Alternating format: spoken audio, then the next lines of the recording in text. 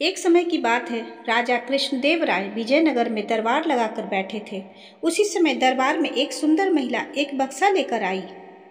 उस बक्से में एक मखमली साड़ी थी, जिसे निकालकर वह दरबार में राजा और सभी दरबारियों को दिखाने लगी।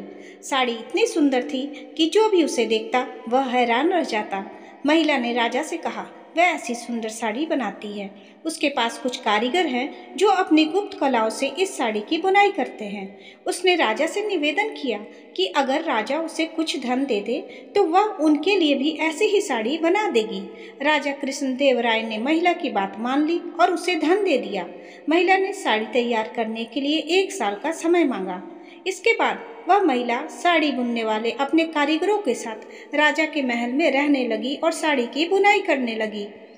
इस दौरान उस महिला और कारीगरों के खाने पीने से लेकर तमाम खर्चे राजमहल में उठाते थे।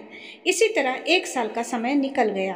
फिर राजा ने अपने मंत्रियों को उस साड़ी को देखने के लिए उस महिला के पास भेजा। जब मंत्री कारीगर के पास गए तो वह देखकर हैरान रह गए। वहाँ 2 कारीगर बिना किसी धागे या कपड़े के कुछ बुन रहे थे। महिला ने बताया कि उसके कारीगर राजा के लिए साड़ी बुन रहे हैं, लेकिन मंत्रियों ने बताया कि उन्हें कोई साड़ी दिखाई नहीं दे रही। इस पर उस महिला ने कहा कि यह साड़ी सिर्फ वही लोग देख सकते हैं जिनका मन साफ हो और जीवन में उन्होंने कोई पाप न किया हो। महिला की यह बात सुनकर राजा के मंत्री परेशान हो गए। उन्होंने बहाना बनाते हुए उस महिला से कहा कि उन्होंने वह साड़ी देख ली है और वो वहाँ से चले गए। राजा के पास वापस आकर उन्होंने कहा कि वह साड़ी बहुत ही सुंदर है। राजा इस बात से काफ़ी खुश हुए। अगले दिन उन्होंने उस महिला को वह साड़ी लेकर दरबार में हाजिर होने का आदेश दिया। वह महिला एक बक्सा लिए हुए अपने कारीगरों के साथ अगले दिन दरबार में आ गई।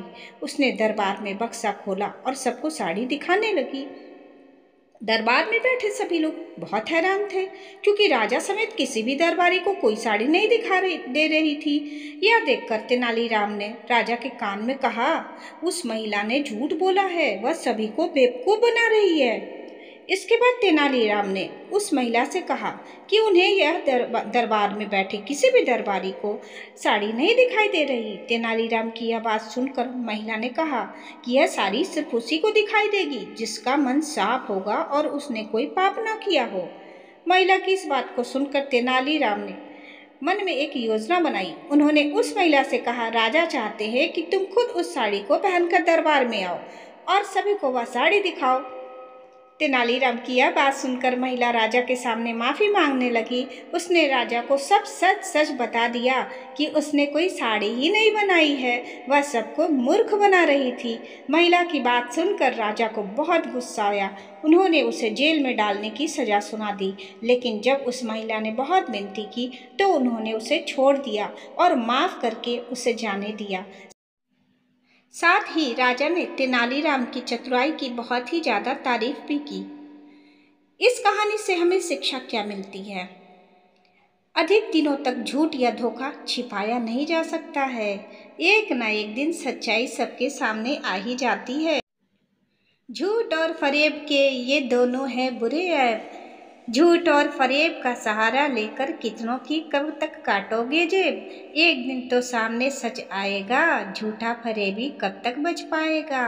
पर जिसके साथ ऐसा छल हुआ वो कब तक ये तकलीफ पाएगा। मजबूर के साथ ऐसा ना करना, वो तो और तुम्हें दुआ दे जाएगा। तो दोस्तों, कभी भी झूठ छल फरेब का सहारा ना लें, और एक दिन झूठ सामने आ ही जाता है, इसलिए उस झूठ से बचें और ईमानदारी से अपना काम करें। झूठ को ही सही मैं सच मान तो गया, पर झूठ बोलने में तुम्हारा ईमान तो गया। तो दोस्तों, मेरी ये कहानी कैसी लगी? कहानी अच्छी लगी हो तो लाइक और कमेंट ज़रूर करना, और मेरे चैनल पर अगर आप नए हैं तो सब्सक्राइब करके ज़रूर जाना।